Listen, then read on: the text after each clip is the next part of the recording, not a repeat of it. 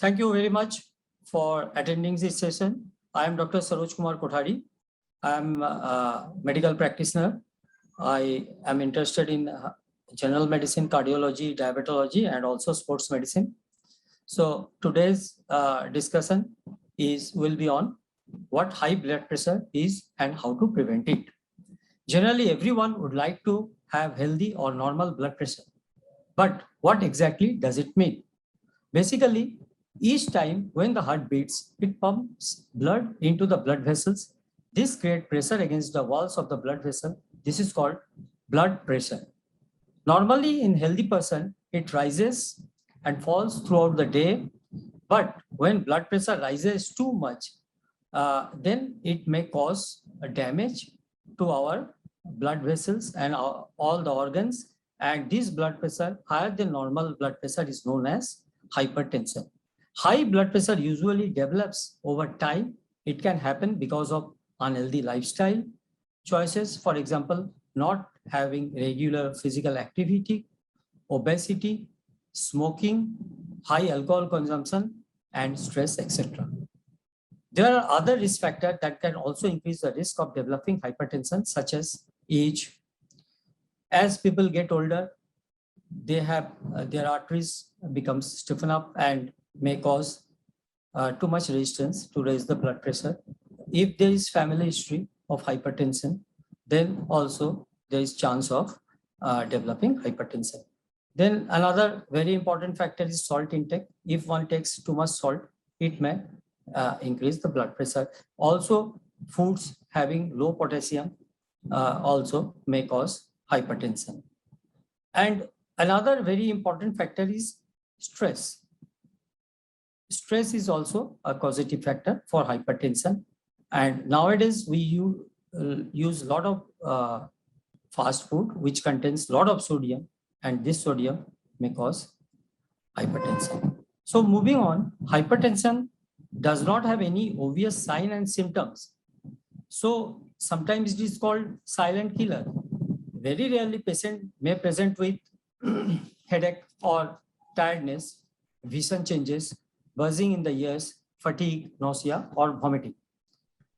If person is experiencing some of these symptoms, then one should go get their blood pressure checked either by himself or going to a doctor. Now, a healthy person, we expect to have a blood pressure of 120 by 80. That means systolic 120 and diastolic 80 millimeter of mercury. So systolic pressure is when heart pumps, they exert pressure on artery. That is called systolic pressure. And the artery gives pressure when heart dilates. That pressure is called diastolic pressure. So we sometimes call it 120 by 80 or 80 over 120 over 80 millimeter of mercury. Now, if blood pressure level is equal or more than 140/90, in most of the cases, it is called hypertension. And we must then say that the patient is now the risk of developing complications of hypertension. So risk can be prevented and reduced by taking steps. And these steps are regular exercise, healthy diet, quit smoking, and reducing alcohol intake. Regular blood pressure monitoring is also very important. Stress management, adherence to medicine is required when the pressure is very high.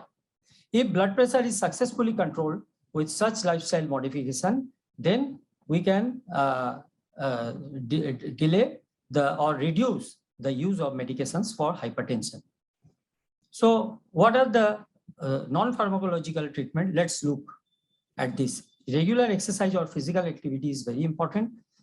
In younger people, it is very important, as they recently we have seen that they develop hypertension very quickly as they are taking junk foods, working in front of computer. And so if we advise them to do all these things which can prevent the development of hypertension, then without medication, if we can help them, this will help them a lot to for other diseases also, to prevent other diseases also. So regular exercise must be encouraged. Then healthy diet. In healthy diet, we always prefer eating less saturated fat. Also in DASH diet, one kind of diet is called DASH diet.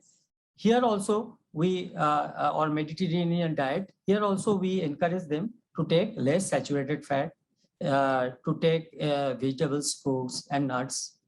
And if they take adequate fruits, then adequate potassium is also being administered in our body. And limiting the amount of sodium intake. We must not take excess sodium. Even a teaspoon, level teaspoon of salt contains 2.6 gram of salt. So we must avoid it. And DASH stands for dietary approach to stop hypertension diet. Eating DASH diet, that is rich in whole grain, fruits, vegetables, and low fat dairy products, and it's very low in saturated fat and cholesterol, can lower one's blood pressure by up to 11 millimeter of mercury if they have high blood pressure. And reduce sodium intake, I have already discussed. So if we take outside food or packed food, we must see the level, how much sodium is there. And we should avoid excess sodium containing foods. Now, smoking. Smoking also is a very dangerous for health, not only for hypertension, but for all the organs, it is very bad. So we must encourage, especially younger people, to quit smoking.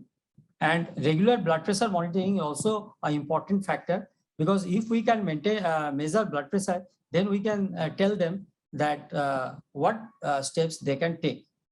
And some of the hypertensive patients check their blood pressure by visiting doctor, but it is not possible always to look at their blood pressure or measure blood pressure regularly. So I advise them for self-monitoring of their BP levels.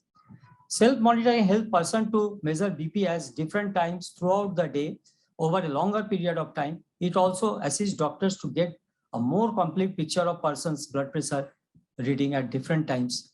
Further help us to better prediction of cardiovascular mortality and morbidity rather than single routine blood pressure measure that occurs during a clinical visit. Now, stress management.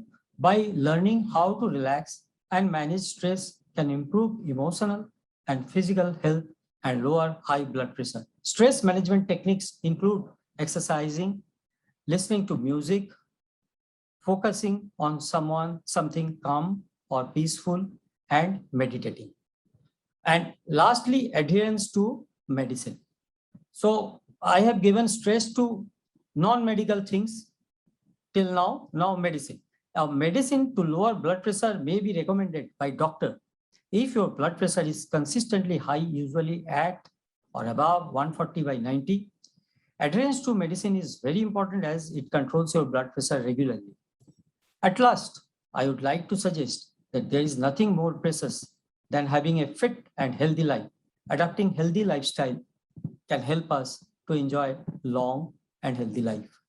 High blood pressure can be prevented as well as controlled in many ways. Keeping blood pressure in the normal range is very important in preventing cardiovascular complications. It is very much possible to maintain normal blood pressure levels with regular monitoring and preventive care. Thank you very much for patient listening. Thank you.